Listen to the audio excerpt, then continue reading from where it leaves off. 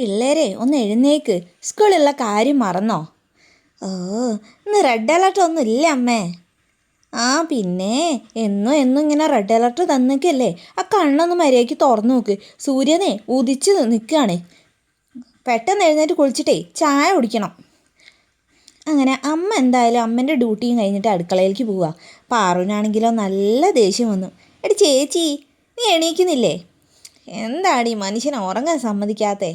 ഓഹോ, എന്നാൽ പിന്നെ നീ ഇവിടെ തന്നെ കിടന്ന് ഉറങ്ങിക്കോ, ഞാനേ കുളിക്കാൻ പോവാ. അപ്പം ഇന്ന് റെഡ് അലേർട്ടൊന്നും ഇല്ലേ?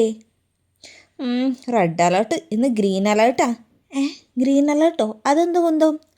പ്രിയ ചോദിക്കുകയാണ് കേട്ടോ തൻ്റെ അനിയത്തിയായ പാറുവിനോട്. എൻ്റെ പൊന്ന് പ്രിയ ചേച്ചി, ഇന്ന് നല്ല വെയിലാ. ചേടാ, മഴ ചതിച്ചല്ലോ. ഇനിയിപ്പോൾ എന്ത് ചെയ്യടി? എന്ത് ചെയ്യാനാ, എഴുന്നേറ്റ് സ്കൂളിൽ പോകാം, അത്ര തന്നെ. ഓ, എനിക്കിന്ന് മാത്സ് ക്ലാസ് ടെസ്റ്റ് ഉള്ളതാടി. ഇന്നലെ രാത്രി നല്ല മഴ ആയതുകൊണ്ടേ ഞാൻ വിചാരിച്ചു ഇന്ന് റെഡ് അലേർട്ട് ആകുമെന്ന്. കളക്ടറും ചതിച്ചു, മഴയും ചതിച്ചു. ഞാനാണെ ഒന്നും പഠിച്ചിട്ടുമില്ല. ഇന്നത്തെ കാര്യം പോക്കാ. ചേച്ചിക്ക് അങ്ങനെ തന്നെ വേണം. നിനക്ക് ഇന്ന് ഇംഗ്ലീഷ് എക്സാം ഉണ്ടെന്നേ അമ്മ ഇന്നലെ പറഞ്ഞല്ലോ. വാട്സപ്പ് ഗ്രൂപ്പിൽ മെസ്സേജ് വന്നിരുന്നു. നീ അതറിഞ്ഞില്ലേ? അയ്യോ, ചതിച്ചു. ഈശ്വരാ. അപ്പോഴേക്കും ഇതേ അടുക്കളയിൽ നിന്ന് വീണ്ടും അമ്മേൻ്റെ വിളിയെത്തി.